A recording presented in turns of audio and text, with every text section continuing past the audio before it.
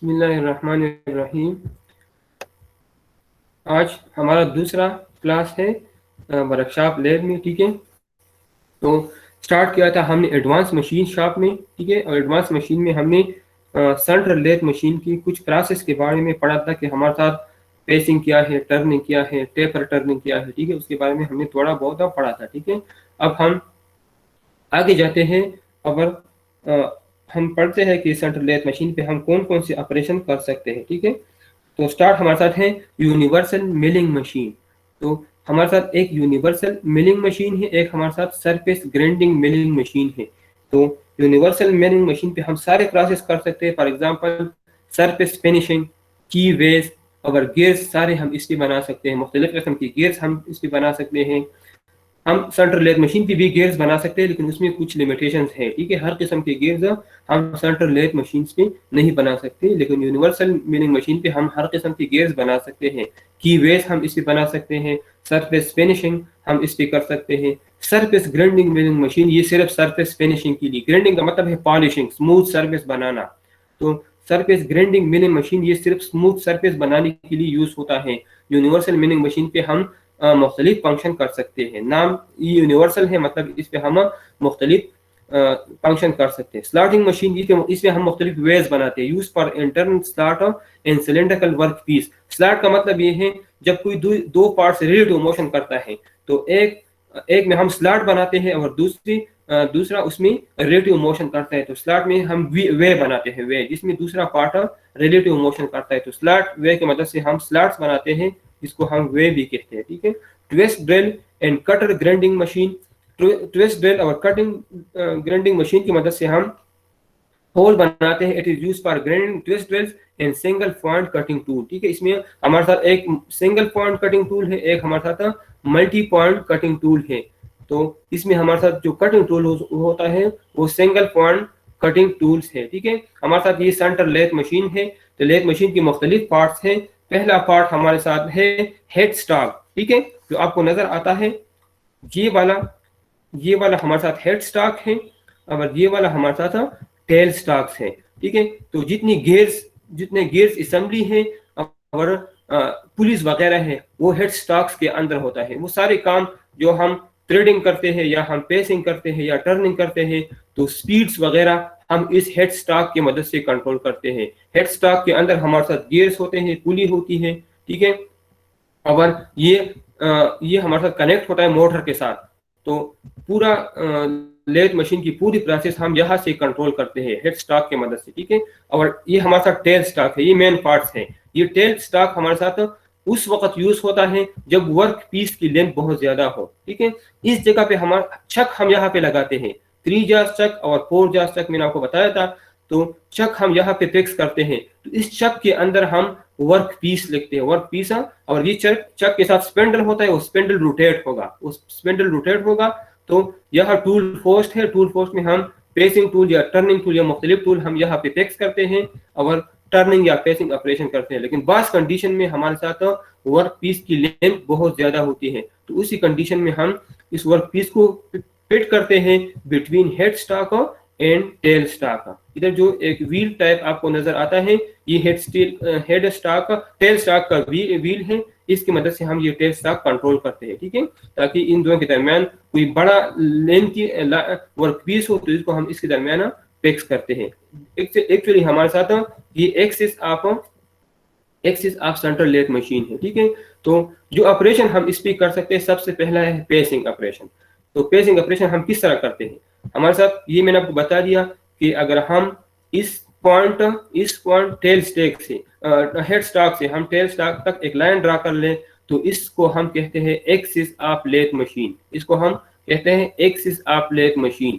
तो यहाँ पे हम वर्क पीस फिट करते हैं और यहाँ पे ये टूल पोस्ट है। तो टूल पोस्ट में हम पेसिंग टूल भी फिट कर सकते हैं, हम टर्निंग टूल भी फिक्स कर सकते हैं, हम ग्राइंडिंग टूल, मुख्तलिफ किस्म के टूल हम यहाँ पे फिक्स करते हैं। ठीक है, तो ये रोटेशन करेंगे, स्पेंडल यहाँ लगा तो स्पेंडल रोटेट होगा, तो इसके साथ ये वर्क पीस रोटेट होगा।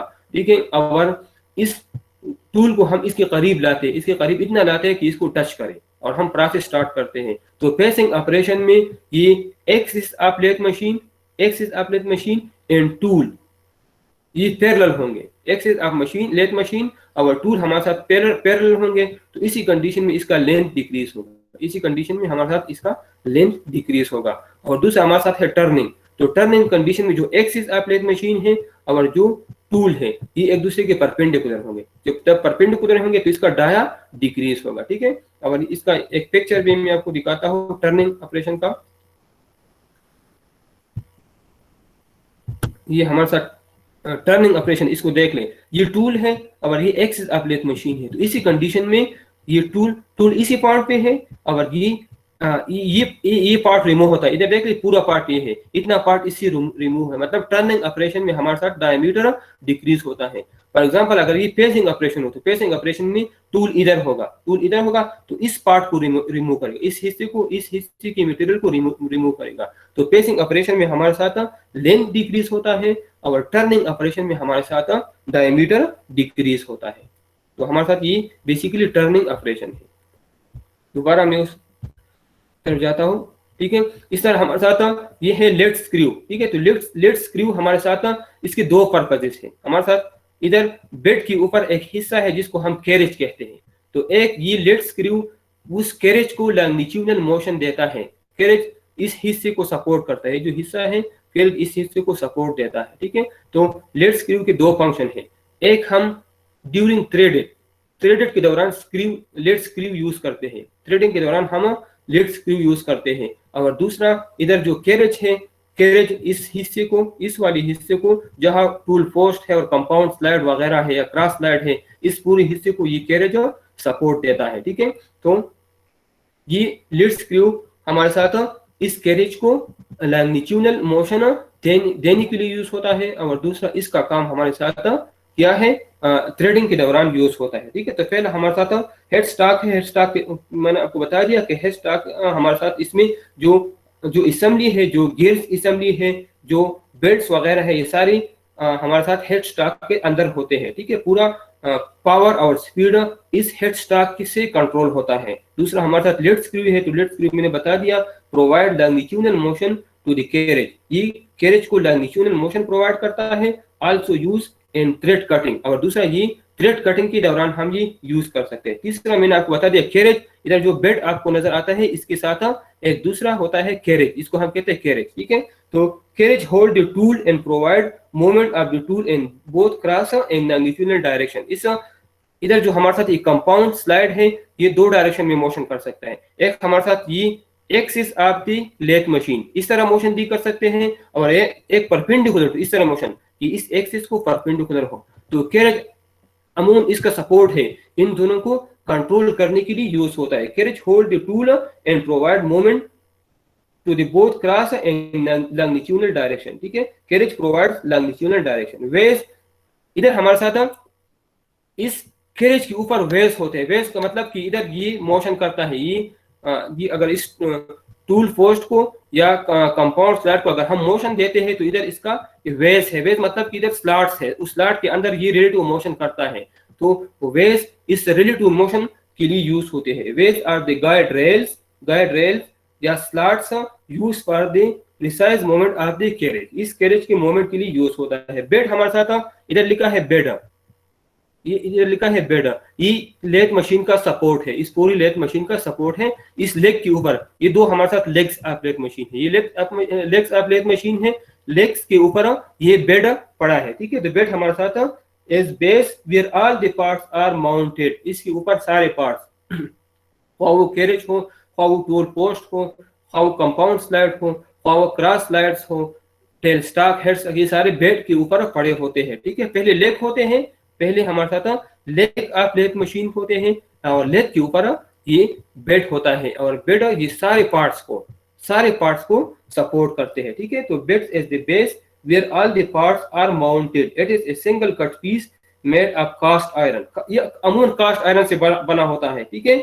और कास्ट आयरन में सेल्फ लुब्रिकेशन की, कास्ट आयरन से इसलिए बना होता है कि इसमें सेल्फ लुब्रिकेशन मौजूद होता है, मतलब इसको ज्यादा लुब्रिकेशन देने की जरूरत नहीं होती, इसलिए हम इसको कास्ट आयरन से, अमूमन ये कास्ट आयरन से बना होता है, ठीक है। इसके बाद आपको एक क्रॉस स्लाइड नजर आता है, ये वाला, ये आपको नजर आता है cross slide, the cross slide makes up the axis of the machine, it control the direction, मतलब ये डायरेक्शन को कंट्रोल करता है। इसकी मदद से, क्रॉस स्लाइड की मदद से हम इसको लीनियर, मतलब इस एक्सिस की लीनियर या इस एक्सिस की परपेंडिकुलर डायरेक्शन हम इसको देते हैं, ठीक है। इस कंपाउंड, ये कंपाउंड स्लाइड, इसको हम क्यों मोशन इसलिए देते हैं, प्रेस करें, हमने इधर वर्क पीस फिट कर दिया, वर्क पीस हमने इधर फिट कर दिया। अब इसकी साथ पेसिंग ऑपरेशन करना है या टर्निंग ऑपरेशन करना है, तो इस कंपाउंड स्लाइड को इसके करीब लाना है, टूल पोस्ट, इधर जो टूल पोस्ट है उसको इसके करीब लाना है, तो उसको मोशन हम इस क्रॉस स्लाइड की मदद से देता है, ठीक है। तो इसके मोशन को ये क्रॉस स्लाइड कंट्रोल करता है, ठीक है। तो क्रॉस स्लाइड फंक्शन ये है कि इसको कंट्रोल करता है। इसके अलावा हमारे साथ ये कंपाउंड स्लाइड है या कंपाउंड रेस्ट, क्रॉस स्लाइड के ऊपर जो ये आपको नजर आता है और टूल पोस्ट के नीचे ये क्रॉस स्लाइड है, इसके ऊपर ये कंपाउंड रेस्ट है और इसके ऊपर ये टूल पोस्ट है। तो क्रॉस कंपाउंड रेस्ट या कंपाउंड स्लाइड हमारे साथ क्रॉस स्लाइड के ऊपर है, ठीक है। तो cross slide mounted on the cross slide, compound rest mounted on the cross slide and can be changed to any angle, इसको हम चेंज कर सकते हैं, रोटेट भी कर सकते हैं, इसको हम लीनियर मोशन भी दे सकते हैं, इसको हम लीनियर के परपेंडिकुलर मोशन भी दे सकते हैं एक्सिस के। तो इसको हम चेंज कर सकते हैं कंडीशन के मुताबिक। मैंने बता दिया कि पेसिंग में हम क्या करते हैं, पेसिंग में ये टूल और एक्सिस ऑफ द मशीन ये पैरेलल होते हैं, टर्निंग में ये परपेंडिकुलर होते हैं। और जब टेपर टर्निंग हो, टेपर टर्निंग पिछली क्लास में मैंने डिफाइन किया था, तो टेपर टर्निंग में हम टूल और एक्सिस ऑफ द मशीन ये इंक्लाइन होते हैं, एक दूसरे के साथ एंगल बनाता है जब हम टेपर टर्निंग करते हैं।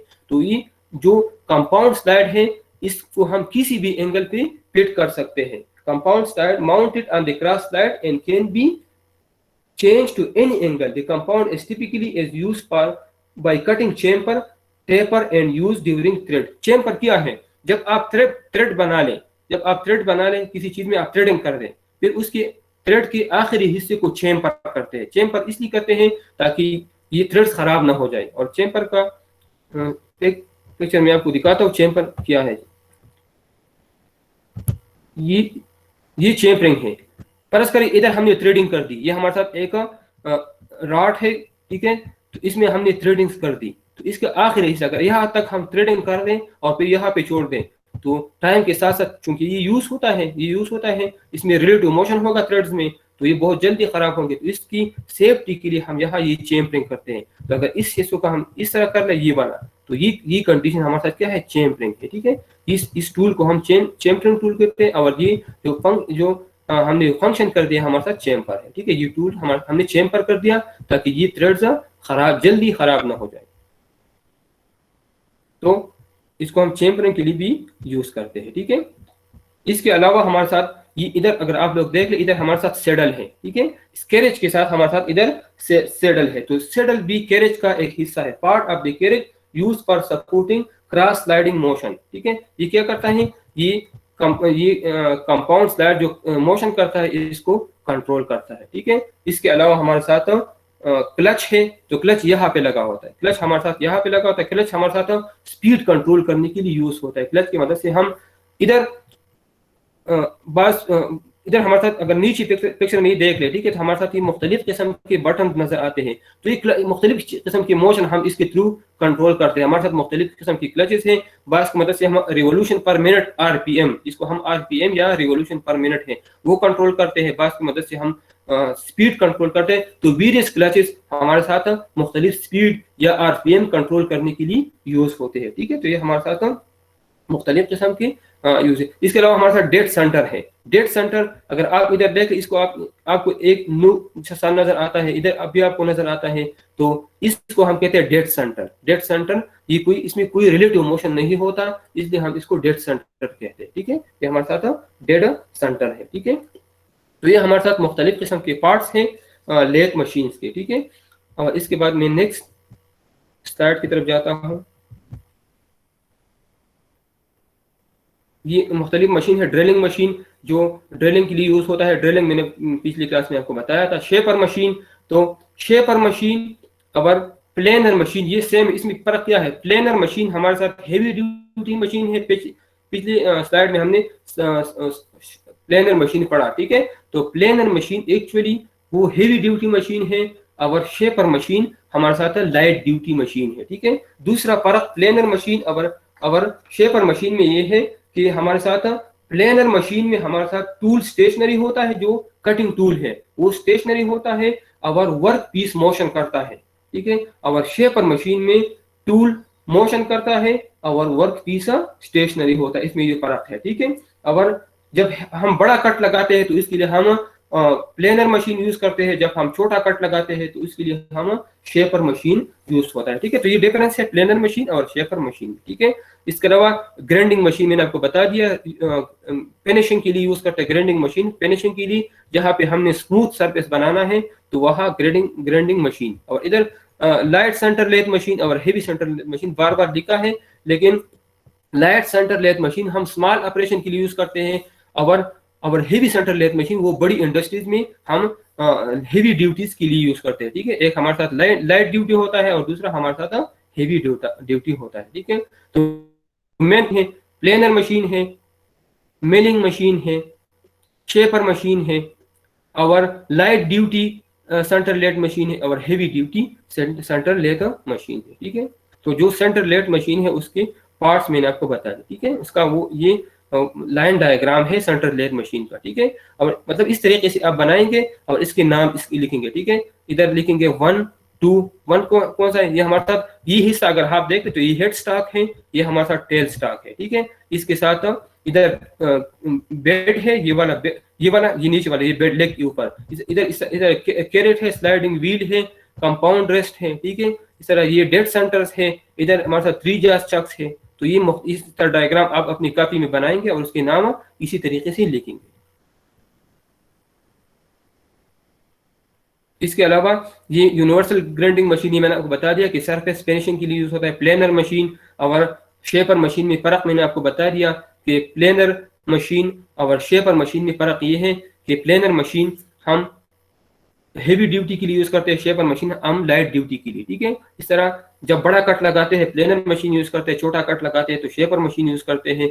प्लेनर मशीन और शेपर मशीन दोनों में रिलेटिव मोशन होता है, फर्क सिर्फ ये है कि प्लेनर मशीन में वर्क पीस मोशन करता है, वर्क पीस स्टेशनरी होता है और tool back and fourth motion करता है, ठीक है। और शेपर में इसका उलट है, ठीक है। इस तरह कैपस्टन लेथ मशीन, इस पे हम प्रोडक्शन इंडस्ट्री में बड़ी बड़ी इंडस्ट्री जहाँ पे प्रोडक्शन होता है वहां पर हेवी ड्यूटी मशीन है और ये अमूमन हम टर्निंग ऑपरेशन के लिए इंडस्ट्रीज में यूज करते हैं। Parts of centre lathe machine, ये मैंने आपके सामने एक्सप्लेन की। ऑल गियर हेड स्टॉक, तो हेड स्टॉक मैंने आपको बता दिया कि हेड स्टॉक के दरमियान हमारे साथ मुख्तलिफ किस्म की गियर असम्बलीज और पुलिस वगैरह होते हैं जो मोटर के साथ कनेक्ट होते हैं और पूरा लेथ मशीन हम इसके थ्रू कंट्रोल करते हैं। क्लच लीवर मैंने आपको बता दिया, मुख्तलिफ किस्म की क्लचेस हैं जिससे हम स्पीड आरपीएम वगैरह कंट्रोल करते हैं, जिसका हमारे साथ एक स्पीड चेंज लेवर है जिससे हम स्पीड चेंज कंट्रोल करते हैं। चक मैंने आपको बता दी 3 जास चक है और 4 जास चक है। इस तरह बेड और साइड वेज मैंने आपको बता दी, साइड वेज हमारे साथ स्लॉट्स है और बेड पूरी पार्ट्स का सपोर्ट है, लेग्स के ऊपर बेड होता है और जितनी भी पार्ट्स है लेथ मशीन की वो इसके थ्रू हम कंट्रोल करते हैं, ठीक है। इसके अलावा हमारे साथ फोर वे टर्रेट है, ठीक है। तो 4 वे टर्रेट हमारे साथ बाज सेंटर लेथ मशीन में यूज होता है, ठीक है। ये रिलेटिव मोशन के लिए यूज होता है। 4 वे टर्रेट एक्चुअली हमारे साथ रिलेटिव मोशन देने के लिए यूज होता है। कंपाउंड स्लाइड, ये मैंने आपको बता दिया कि उसके ऊपर हमारे साथ टूल पोस्ट होता है। कंपाउंड स्लाइड को हम मुख्तलिफ एंगल पे फिट कर सकते हैं, मुख्तलिफ किस्म की डायरेक्शन हम इसको दे सकते हैं, ठीक है। इसके साथ एफ्रोन है, ठीक है। तो एफ्रोन हमारे साथ डेड सेंटर के साथ लगा होता है, एफ्रोन हमारे साथ डेड सेंटर के साथ लगा होता है, ठीक है। इस तरह नेक्स्ट स्लाइड की तरफ मैं जाता हूं।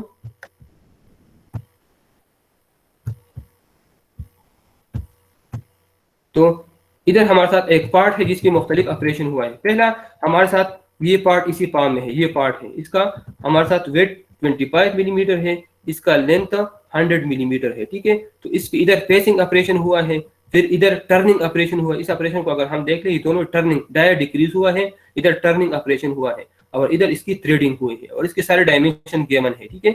ये इस बड़ी वाली का डाया हमारे साथ 250 मिलीमीटर, एक्चुअली इधर बोल्ट बनाया है, ठीक है, ये बोल्ट बना है, ये 20 मिलीमीटर है, ये हमारे साथ 10 मिलीमीटर है, इस तरह ये सारे लेंथ भी गिवन है, ये 15 मिलीमीटर, ये 25 मिलीमीटर, ये 12 मिलीमीटर और ये 50 मिलीमीटर। मतलब इस किस्म के ऑब्जेक्ट हम लेथ मशीन की मदद से बना सकते हैं। और इधर चेम्परिंग हुआ है, इधर अगर आखिरी हिस्से को देख लें तो इधर चेम्परिंग हुआ है, ठीक है। तो इस किस्म के टूल बनाने के लिए हम 4 किस्म के ऑपरेशन करते हैं: प्रेसिंग, प्लेन टर्निंग, थ्रेडिंग और चेम्परिंग, ठीक है। तो इसमें 4 किस्म की ऑपरेशन हुई है।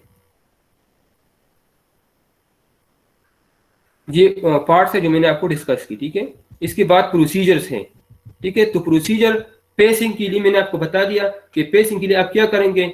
सबसे पहले आप जो वर्क पीस है जिसका आपने पेसिंग करना है, तो पेसिंग की मदद से लेंथ डिक्रीज होगा, उसको चक में पेक्स कर ले, 3 जांच चक है या 4 जांच चक है उसमें पेक्स कर ले। फिर आप टूल पोस्ट जो कंपाउंड ड्रेस के ऊपर लगा होता है उसमें वो टूल पोस्ट जो पेसिंग के लिए यूज होता है वो उसके सामने कर ले और उसके करीब लाए ताकि उसको टच कर ले, इतना करीब लाए कि ये वर्क पीस और टूल एक दूसरे को टच कर ले।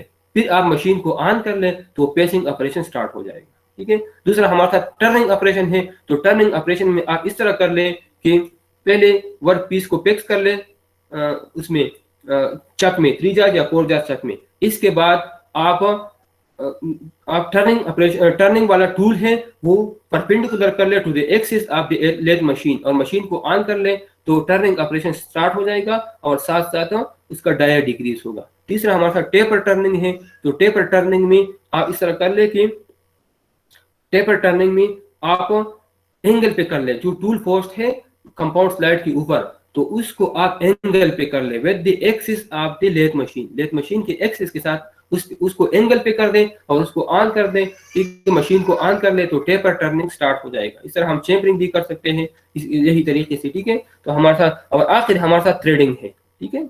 ये प्रोसेस इतनी डिटेल से नहीं लिखे लेकिन आप इसको डिटेल से लिख सकते हैं। मतलब पेसिंग जिस तरह मैंने आपको बता दिया, जिस तरह मैंने आपको टर्निंग बता दिया, जिस मैंने आपको टेपर टर्निंग बता दिया, तो ये आप उसको इसी तरह डिटेल के साथ लिख सकते हैं, ठीक है। इधर बहुत शार्ट लिखा है।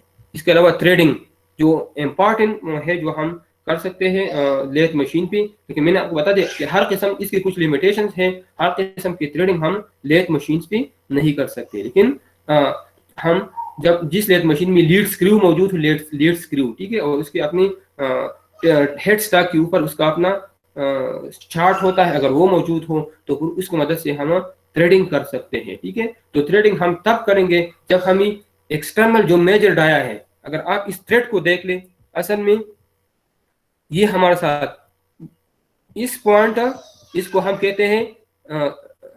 कहते हैं क्रेस्ट और इसको हम भी क्रेस्ट। तो दो क्रेस्ट के दरमियान जो ये मैक्सिमम डिस्टेंस है इसको हम मेजर डाया कहते हैं। यहाँ से लेकर या इस राड को इसमें अपनी बिल्डिंग की है तो इस राड के इस एंड से यहाँ तक जो इसका डाया है तो इसको हम मेजर डाया कहते हैं। तो सबसे पहले हमें मेजर डाया का पता हो, इस तरह दूसरा हमारे साथ इसका डेप्थ है, ठीक है। तो इस मेजर डाया और इसके दरमियान जो डिस्टेंस है इसको हम डेप्थ कहते हैं। और इसका रूट इसको हम रूट कहते हैं। इस रूट और इस रूट के दरमियान जो डिस्टेंस है इसको हम माइनर डाया कहते हैं। इस तरह दो थ्रेड के दरमियान जो इंक्लिनेशन है इसको हम कहते हैं थ्रेड एंगल, ठीक है। इस तरह ये डेप्थ भी हमें पता है, माइनर डायमीटर और पिच डायमीटर और मेन पिच। अगर जब हम इसकी मीन से पास कर इसकी मीन से, तो इस मीन और इस मीन के दरमियान जो डिस्टेंस है उसको हम पिच डाया कहते हैं, ठीक है। इसको हम कहते हैं पिच डायमीटर, ठीक है। तो थ्रेडिंग के लिए हमें दो चीजें ज्यादा जरूरी है, एक हमें मेजर डायमीटर और दूसरा हमें इसकी पिच का पता हो। जब हमें पिच मालूम हो तो हम हेड स्टॉक के ऊपर एक चार्ट लगा होता है, उस चार्ट को अगर आप देख ले तो उसको आप फिट कर सकते हैं, उस चार्ट के मुताबिक आप इसकी सेटिंग कर सकते हैं, ठीक है। फॉर एग्जांपल हमारे साथ फर्ज करें पिच हमारे साथ 1 इंच हो, फॉर एग्जांपल पिच हमें गिवन हो 1 इंच, तो आप पिच चार्ट में 1 इंच की नीचे चेक कर लें कि कौन सा 1 लिखा है, 2 लिखा है, 3 लिखा है, 4 लिखा है, 5 9 तक होते हैं, फ्रॉम 1 to 9 अमूमन फ्रॉम 1 to 9 होते हैं पॉइंट्स। तो अगर पिच फर्ज करें आपने नोट किया 2 इंच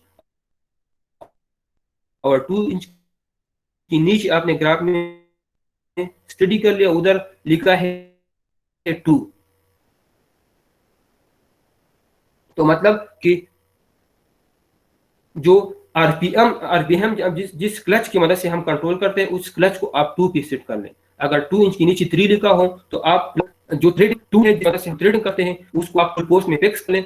जिस जिस राड की थ्रेडिंग करनी है उसको आपने हेड स्टॉक और टेल स्टॉक के दरमियान फिक्स करना है। जिस राड की आपने थ्रेडिंग करनी है, जिस तरह ये राड है, तो इसको आप हेड स्टॉक का है थ्रेडिंग टूल को, जिसकी मदद एक कट लग जाए, एक कट मतलब अगर ये वाला कट अगर एक दफा लग जाए, ठीक है, फिर अब इसको आप मेजर कर ले कि जो पिच इसका आया है ये सही है या नहीं है, ठीक है। जब इसका पिच सही हो तो फिर आप दूसरा कट लगा लें, फिर तीसरा कट, फिर चौथा कट, फिर पांचवा कट, और आखिर में आप चेम्परिंग कर लें। जब थ्रेडिंग कंप्लीट हो जाए, आपने जितनी थ्रेडिंग बनानी है, ठीक है। टीपीआई एक टर्म है, टीपीआई, उसको हम कहते हैं टूथ पर इंच या टीथ पर इंच, मतलब 1 इंच में कितने थ्रेड्स है। आपको पता होगा कि 1 इंच डिस्टेंस में हमने कितने थ्रेड बनाने हैं, ठीक है, तो आप मेजर कर सकते हैं, ठीक है। तो आपका जब थ्रेड कंप्लीट हो जाए तो आखिरी हिस्से में आप चेम्परिंग कर ले और आपका थ्रेड कंप्लीट हो जाएगा। तो इसके बारे में इधर लिखा है, threading is nothing but cutting helical grooves on a work piece. ये हेलिकल ग्रूव्स है। हेलिकल का मतलब इंक्लाइन, एंगल पे। हेलिकल का मतलब है इंक्लाइन यानी एंगल पे। तो threading is nothing but cutting helical grooves on a workpiece. Threads may be cut either on the internal or an external cylindrical surface, ठीक है। मतलब हम एक्सटर्नल थ्रेड भी बना सकते हैं, हम इंटरनल थ्रेड, जो थ्रेड हमें नजर आते हैं ये आमतौर पर ये एक्सटर्नल थ्रेड्स हैं, ये एक्सटर्नल थ्रेड है, ठीक है। Specially shaped cutting tool known as thread cutting tool is use for this purpose. मैंने आपको बता दिया कि टूल पोस्ट के अंदर आपने cutting tool, thread cutting tool use करना है। Thread cutting is in lathe is perform by traversing the cutting tool at definite rate is proportional to the rate at which the work revolves, ठीक है। ये मैंने आपको मुख्तलिफ clutch इसके बारे में बताया कि इसको हम क्लच की मदद से ये आरपीएम सेट कर सकते हैं। Tip wide procedure of thread cutting first of all machine the work piece up to the major diameter of the thread. इसका मतलब ये है, आपके साथ जो टूल आपको गिवन है, जो वर्क पीस, इसको 10, इसका मेजर फर्ज करें 10, मेजर डाया 10 मिलीमीटर है, और फर्ज करें जो वर्क पीस आपको गिवन है उसका डाया 11 मिलीमीटर है। तो सबसे पहले उस पर टर्निंग ऑपरेशन कर ले। अगर 11 मिलीमीटर डाया से उसका डाया कम करके 10 मिलीमीटर कर ले। तो इधर लिखा है first of all machine the work piece up to the major diameter of the thread which has to be cut using the turning centre, ठीक है। टर्निंग ऑपरेशन की मदद से इसका डाया मेजर डायमीटर तक कर ले। डिग्री फॉर एग्जांपल 11 इंच है और हमें रिक्वायर्ड हमसे ये है कि मेजर डाया 10 इंच चाहिए, ठीक है। तो आप इसको टर्निंग ऑपरेशन की मदद से डिक्रीज करके 10 मिलीमीटर कर ले। Now the work piece is set up in the chuck for threading between the centre. अब मैंने बताया आप सेंटर के दरमियान जो वर्क पीस है वो फिट कर ले, टेल स्टॉक और हेड स्टॉक के दरमियान। The chuck is connected to the spindle which is being geared with the lead screw। मैंने बताया कि टेल स्टॉक में हमारे साथ चक के साथ स्पिंडल होता है। जब स्पिंडल रोटेट होता है तो हमारे साथ चक रोटेट होगा, और जब चक रोटेट होता है तो चक के अंदर जो वर्क पीस है वो रोटेट होगा। तो है वो proper speed ratio between the spindle and lead screw. A quick change gear box is use. और टूल पोस्ट में मैंने आपको बता दिया कि हेड स्टॉक में हमारे साथ हेड स्टॉक में गियर बॉक्स होता है, तो इसमें हम मुख्तलिफ किस्म की सेटिंग कर सकते हैं। उसके ऊपर एक चार्ट लगा होता है, उसको चार्ट में आपको शो करता, मुख्तलिफ किस्म के चार्ट है। ये सिंपल एक डायग्राम, ये चार्ट है। इधर लिखा है टीपीआई, मैंने बताया टीथ पर इंच, मतलब ये हमें बताता है कि 2 टीथ पर इंच है या 3 टीथ पर इंच है, मुख्तलिफ किस्म के, ठीक है। यहाँ से हम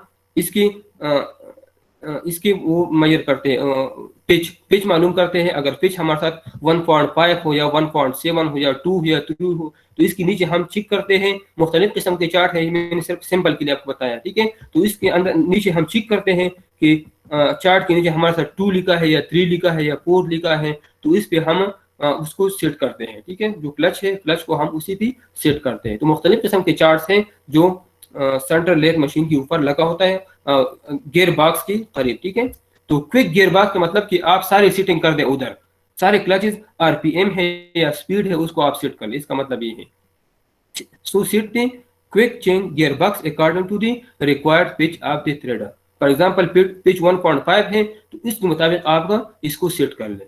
set the tool better, tool better हमारे साथ थ्रेडिंग कटिंग टूल है, इसकी मदद से हम कट लगाते हैं at the right angle with work piece using thread gauge. Thread gauge क्या है, जिसकी मदद से हम टीपीआई मालूम करते हैं। टीपीआई क्या है, थ्रेड टीथ पर इंच, ठीक है। तो थ्रेड एंगल, थ्रेड गेज हमारे साथ थ्रेड मेजर करता है, टूल बेट हमारे साथ कट लगाता है। Now moving the thread tool bit toward the work piece using the compound and cross bed. अब जो कंपाउंड रेस्ट है और क्रॉस स्पीड है, उसको मोशन दे दें, और इतना मोशन दे दें कि कटिंग टूल, जो थ्रेड कटिंग टूल है और जो वर्क पीस है, वो एक दूसरे को टच कर ले, ठीक है। Micrometer of both feed should be set up as zero. Feed क्या है, पीट हकीकत में हमारे साथ ये मोशन ऑफ कटिंग टूल है। कटिंग टूल कितना पीड हम लगाते हैं, कितना हम अंदर करते हैं वर्क पीस के दरमियान। जब टूल पोस्ट, जब टूल वर्क पीस में मोशन करते हैं, इसको हम पीडिंग कहते हैं। फॉर एग्जांपल हम कहते हैं कि थ्रेड हम लगाते हैं जिसका डेप्थ है 1 मिलीमीटर, ठीक है। तो कितना पीड लगाएगा, 1 मिलीमीटर, इसका पीड है। जब टूल मोशन करता है इन द वर्क पीस, तो इसको हम कहते हैं पीड। 1 मिलीमीटर कट डेप्थ है, या 1.5 मिलीमीटर डेप्थ है, या फॉर एग्जांपल टर्निंग में हम डाया 2 मिलीमीटर से 1.8 मिलीमीटर तक करते हैं, तो इसका पीट कितना होगा, 0.2 मिलीमीटर होगा, ठीक है। तो पीट हमारे साथ एक्चुअली मोशन ऑफ टूल है and the work piece, motion of the cutting tool and the work piece is called feed. The carriage is being moved to a predetermined distance per revolution of the job due to the rotation of the lead screw. This is done by position the carriage half nut to get engaged with the lead screw. half nut क्या है, half nut की मदद से हम proper threading करते हैं। Proper threading हम half नट की मदद से बनाते हैं। The half nut or split nut must be engaged at an exact predetermined time for proper cutting of successive cuts. Successive cuts के लिए हम क्या यूज कर, सक्सेसिव मतलब एक कट आपने लगा दिया, फिर दूसरा कट लगाते हैं, फिर तीसरा, फिर चौथा। थ्रेडिंग में हमारे साथ 10 थ्रेड होंगे, 15 थ्रेड हो सकते हैं, 20 हो सकते हैं। तो इसके लिए हम हाफ नट या स्प्लिट नट यूज करते हैं सक्सेसिव कट्स के लिए। This is done by the use of the thread chasing dial और ग्रेजुएटेड डायल। ये असल में ये ग्रेजुएटेड डायल या थ्रेड चेजिंग डायल, ये हम ये वो शो करता है कि इतने थ्रेड्स हैं, ठीक है। दिस डायल है, this dial is being attached to the cage and is being driven by worm gear attached to the lead screw. मुख्तलिफ किस्म की गियर है, इधर हमारे साथ worm gear अटैच होता है। This step is known as tracking of the thread tool, ठीक है। इसके बाद हमने the pace of the graduated dial is divided into even number of full and half division. ये जो सेटिंग है, ये चार्ट से हम सेट करते हैं। ये मैंने आपको बता दिया कि जब हम सेटिंग करते हैं और पिच हमें मालूम हो, तो पिच के मुताबिक अगर 1.5 पिच हो और चार्ट में 1.5 पिच के नीचे 2 लगा होता, तो क्लच को हम 2 पे सेट करते हैं। अगर 3 लगा होता है तो उसको हम 3 पे सेट करते हैं। उसके मुताबिक ये पूरा इसका सेटिंग है। जब हम कट लगाते हैं, तो जब हमने एक कट लगा लिया, तो फिर हम उसकी पिच मेजर करते हैं, उसकी पिच हम मेजर करते हैं। अगर इसका पिच सही हो तो हम दूसरा कट लगाते हैं, ठीक है। फिर तीसरा कट, सक्सेसिव कट्स फिर हम लगाते हैं, ठीक है। ये इसकी सिर्फ वो डायमेंशन गिवन है कि कितना डेप्थ है, 0.25 से लेकर 0.075 तक इसका डेप्थ है, ठीक है। तो इतने तक आप कट लगा लें और आखिर में आप चेम्परिंग प्रोसेस कर लें। और जब थ्रेडिंग कंप्लीट हो जाए तो आखिर में आप चेम्परिंग प्रोसेस कर लें। इधर सिर्फ वो डिटेल लिखा हुआ है जो हम चार्ट से मालूम करते हैं, जो हम चार्ट से मालूम करते हैं और मुख्तलिफ किस्म की क्लच की मदद से हम इसको सेट करते हैं, ठीक है। तो ये हमारे साथ थ्रेडिंग ऑपरेशन है। और ये आज का हमारा लेक्चर था, जिसमें हमने बता दिया कि टर्निंग ऑपरेशन हम लेथ मशीन की किस तरह कर सकते हैं। प्रैक्टिकली हम करेंगे, वो आप देखेंगे। लेकिन सिर्फ अब इतना बताते हैं कि पेसिंग में हमारे साथ किस तरह होता है, टर्निंग में किस तरह होता है, टेपर टर्निंग में, चेम्परिंग में और इस तरह थ्रेडिंग में, ठीक है। तो ये मुख्तलिफ किस्म के प्रोसेस हैं जो हम सेंट्रल लेथ मशीन पे कर सकते हैं, ठीक है। तो ये आज के लेक्चर का डिटेल था, ठीक है। आपके जहन में अगर कोई सवाल हो तो आप पूछ सकते हैं। सर जी